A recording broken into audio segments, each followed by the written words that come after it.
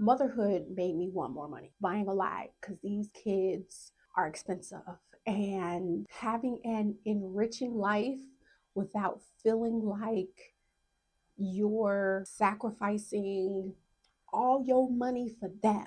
Okay, because I still want to get my hair done from time to time. I want my daughter's hair to be done all the time. I want her to look like a Nickelodeon kid, $1,000 dressed fly. You know what I mean? Like getting further into motherhood, because one is 12 and one is 8, and the other just got here. And as I get further and further into motherhood, I want different money. Like, not different money, because money, and all money ain't money. But I want money for different reasons, to do different things. Like, I want to be able to travel. I want to be able to take my 15 kids traveling with me. I want everybody to go. I don't want to have to forego travel and luxury things, be on a budget the entire time we're there, because that is no fun. Okay, I have traveled, and everything, you got to think about everything you spend and how much am I spending. I don't want that. I don't want that. I don't know why you would want that for me, because I don't want that. I don't want to be on budget. I'm not saying that I got to spend like I'm a millionaire and just every vacation, just everything fly out the window. But, I want to have a healthy budget when I go places. Last summer, I took the kids to Panama and they went to summer camp there. They had a fabulous time. They had the best time of their lives. So much so, we did it again a different year. And that was 2 different years. Their cousin came the last year and they still talk about it. Now, if I was limited as to my budget and what I can spend, okay, because I'm gonna give you the skinny. The reality is, when I first went to Panama the first time, I did not have the money to go. You know how Susie Orman, okay, I'm aging myself, but you know how Susie Orman had the Can You Afford It show? She would have told me no. She would have told me no, there's no possible way. But I did it on faith, because I do believe in, when you experience like things out of the realm of possibility of what life currently is, it expands your energy. Going on that trip to Panama and me not really being able to afford it literally expanded my energy, my money energy, to make me be like, we need to be able to afford this. We need to be able to afford this. I promise it expanded my energy. I ended up getting a higher paying job because I was already in the interview process when I went. And I was like, you know what? I have faith I'm going to get a job soon. I have faith a higher paying job is going to come through. But additionally, I need to be thinking about, like, even if you make over $100,000 a year, you still need to be thinking about income that is not tied to a job. And my focus and, my goal, my North Star goal has always been that. A quote from Warren Buffett on my screensaver, and it was, find a way to make money in your sleep or you will work until you die. And I believe that wholeheartedly. So anyway, went to Panama for a summer, couldn't really afford it. Was putting everything on credit cards. And while I was there, I had a few job interviews. I was still going on job interviews. They were all remote, because after 2020, I told myself the next job has to be remote. There's no ifs, ands, or buts about it. I landed a job that was remote. It didn't pay that much. So, when it was time to level up and take that next step, I was like, okay, still only remote, but they got to pay what it weighs. They have to pay what it weighs. So that's what I did. That's what we did. Literally, after we landed in back after our trip, after our trip was over, I got an email and a phone call saying, hey, we want you for the position. Look at God. Won't he do it? I'm telling you, because when I went to Panama the first time, I ain't have it. I was like, okay, well, this is going on credit cards and everything else. I got a part-time job at Whole Foods. If I need to, worst case scenario, I will come back here and that's what we're going to use to pay off these credit cards.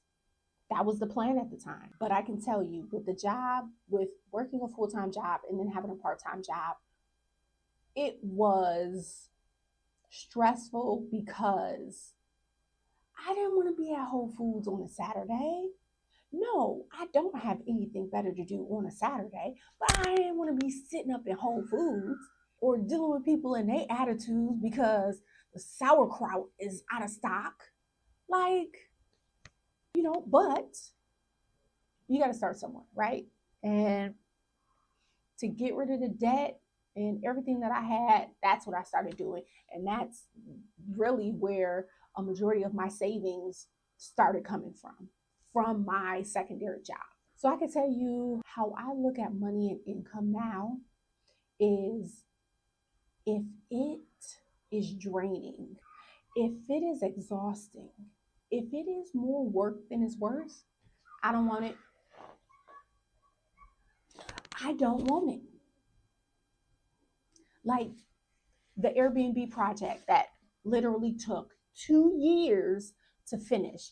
That was all of last year. It was so taxing. It was so draining. It was emotionally draining. It was financially draining, all of the things. The only difference with that is I knew there was an end point. Jobs that require you to be there every 2 seconds, be your full attention every 2 seconds, like help desk or customer service kind of thing, call center jobs, which I have done all of. Those type of jobs that require you to be in it, like every mentally draining, and there's no end point to it. The end point is either you gonna stay there until you get tired of it or you gonna get fired. That's it. Sorry, that's it. That's all I got. It's either one or two. Like all the call center jobs I've ever had. And trust me, at the time, especially when I was in college, the call center jobs, they were real cushy and they were real comfortable because my first job ever was at White Castle. So needless to say, I never went back to fast food after that. My second job was a call center and it was a sales call center. And I was really literally calling people who would hang up on me, didn't want to talk to me, could be less interested, all the things, but I was good at it. And so, in college, I worked at SBC call center and I was selling phone service and house service. People don't have house phones anymore, but that was the thing there. It's probably why I don't even know if AT&T has call center. It wasn't custom. I mean, it was customer service, but it was also sales. But I can tell you, as comfortable as those jobs are, like there's only two endings because everybody gets tired of jobs at some point in time. It's like, oh, I just do this over and over and over again. And this is what, it's either, you get tired and burnt out and you get fired, or you get tired and burnt out and you keep the job and you just stay there years and years and years. And your salary doesn't really change, expectation of life doesn't really change, like nothing gets better. So as I get further into motherhood, I just, any money that is not bringing me peace or does not have an end date or is not giving me more freedom and free time with my kids and the ability. I remember when I worked at jobs that I had to actually wake up, get dressed, go to the place. First, I had to get myself up, get myself ready, get the kids ready at the same time, get up, drive them to daycare or school, drive to the actual job. This is when I worked in the worst cultured call center ever in life, and it was in Atlanta. Atlanta. You're not shocked. And my son got sick because at the time he was in daycare. He got sick. He was playing with spiders in the corner. I don't know what he was doing. He got measles, mumps, burrow, something. Okay, I had to take off for that. I got points because I needed to go pick up my son from daycare. Make it make sense. Like, that is not the life that I'm trying to live.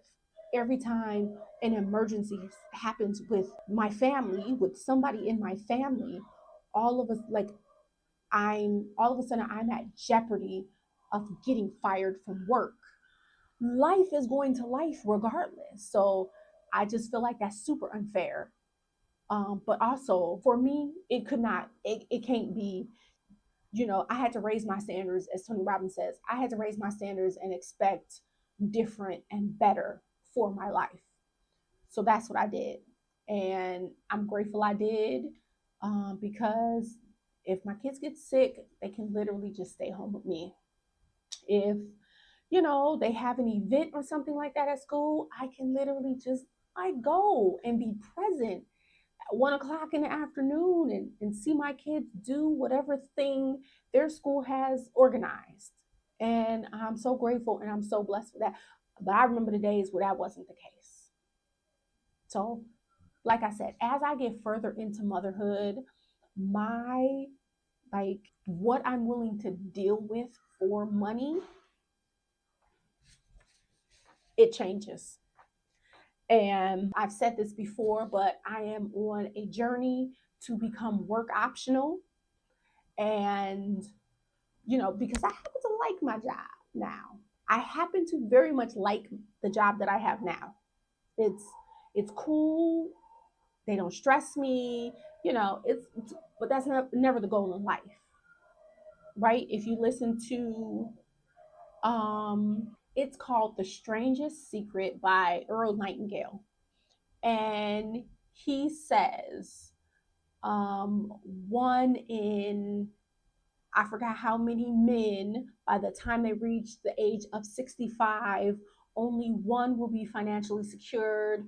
Maybe three will have found financial independence, and the rest of everyone else will basically be tied to a job, in debt, poor, etc., etc. And so that is the journey I am on. And the reason why I want to become work optional is, you already know, lives. So if something were to happen in life and all of a sudden my job just said, like 2020 happened and I happen to be in the event space. So if they just said, okay, well, it's another pandemic, nobody's going to events anymore, we got to ixnay this. What am I supposed to do? And it's gonna be, you get a few months severance, and after that, you got to figure it out. You just got to figure it out. And so I want to be able to not be up shit's creek if that ever happens. Um, so my goal and this journey is all about becoming work optional by my birthday, July of 2026. Well, we'll see how long it takes. I know they say to set deadlines as to when it should happen, and you're right, because you don't want your goals just lingering on, like, this year sometime, and then next year it comes. Because I do my best work, okay, when it's crunch time. I'm not gonna lie. I do my best work at crunch time. That might make me a serial procrastinator. It is what it is. I live with it. I take it. But I do my best work at crunch time. All right. All right. All right. So we're going to set that deadline of July 2026. I will be work optional. If you are interested in becoming work optional, also, please subscribe, follow me on my journey. We're going to make it happen. We are going to make it happen. All right.